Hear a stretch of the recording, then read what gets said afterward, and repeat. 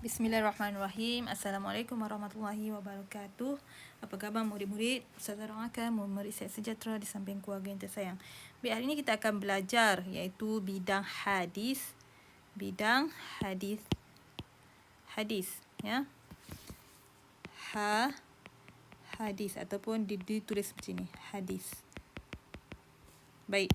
Bidang hadis memfokuskan kemahiran membaca dan memahami hadis terpilih serta mengamalkan tuntutan dalam kehidupan harian. Jadi Ustazah nak murid-murid bagi perhatian tentang hadis ni. Kita ambil hadis Rasulullah, kemudian kita akan cuba mengamalkan apa yang Nabi ajar, ya, apa yang Nabi suruh buat dalam hadis tu, ya. Jadi unit 1 iaitu yang mudah dikasihi, yang tua dihormati. Baik, kita pergi seterusnya. Unit 1, yang muda dikasihi, yang tua dihormati. Jadi yang muda kami kena kasih lah. Kami kena kasih, sayang. Dan yang tua kita kena hormat. Ya, kami kena hormat. Baca dan faham. Baik, dengar Ustazah baca, ya. Dan cuba murid-murid fahamkan. Murid-murid, kita telah sampai di rumah orang tua kenangan bakti. Inilah ni. Ustaz dia beritahu murid-murid dia, ya. Kita akan santuni para penghuni rumah ini. Rasulullah SAW amat menyukai orang yang menghormati orang tua. Jadi kisah ni adalah tentang mereka sekolah ni telah pergi ke rumah orang tua. Mereka nak santuni penghuni rumah orang tua, ya. Baik, jadi Rasulullah SAW amat menyukai orang yang menghormati orang tua. Baginda bersabda, Nabi bersabda iaitu An Ibnu Abbas qala Rasulullah sallallahu alaihi wasallam laisa minna man lam yarham saghirana wa yuwaqqir kabirana. Sudah ulang, ya. An Ibnu Abbas radhiyallahu anhu qala Rasulullah sallallahu alaihi wasallam laisa minna man lam yarham saghirana wa yuwaqqir kabirana. Maksudnya daripada Ibnu Abbas berkata, Rasulullah sallallahu alaihi wasallam bersabda, bukan daripada golongan kami orang yang tidak mengasihi orang lain lebih muda dan tidak memuliakan orang yang lebih tua. Jadi hadis ini yang disabdakan oleh Nabi Muhammad SAW menyuruh kita supaya menghormati orang yang lebih tua dan menyayangi orang yang lebih muda, ya. Bukan daripada golongan kami orang yang tidak mengasihi orang yang lebih muda dan tidak memuliakan orang yang lebih tua. Riwayat Abi Daud dan At-Tirmidzi. Jadi hadis ni Nabi berkata kita kena hormat orang tua dan kita kena kasihi orang yang lebih muda pada kita, pada kami lah. Baik, apakah pengertian dan kepentingan hadis ini? Dia tanya ustaz ni, apakah pengertian dan kepentingan hadis ini? Apa pengertian dan kepentingan hadis ini? Kita pergi seterusnya. Baik, tengok apa ustaz ni jawab, ya.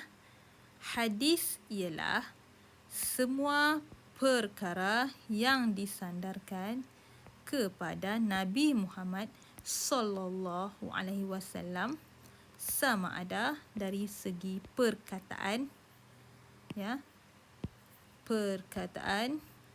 perbuatan dan juga pengakuan. Ya. Perkataan, perbuatan dan pengakuan atau sifat baginda. Jadi hadis tadi yang kita baca tadi ni, yang kami baca sebentar tadi ni adalah perkara yang disandarkan kepada Nabi Muhammad SAW, sama ada daripada perkataan, perbuatan, pengakuan atau sifat. Tadi perkataan lah, Nabi bersabda, Nabi berkata. Ini adalah satu hadis, iaitu apa yang Nabi cakap, apa Nabi kata, ia adalah hadis. Salah satunya perkataan, perbuatan, pengakuan dan sifat. Pengakuan Nabi pun adalah hadis. Apa yang Nabi buat pun adalah hadis. Apa sifat-sifat Nabi juga adalah hadis. Faham tak murid-murid? Hadis ni adalah semua perkara yang disandarkan kepada Nabi Muhammad. Semua perkara yang ada kat Nabi Muhammad itu adalah hadis. Dinamakan hadis. Nabi duduk macam mana, Nabi makan macam mana, Nabi tidur macam mana, itulah hadis. Faham? Ataupun apa yang Nabi kata adalah hadis.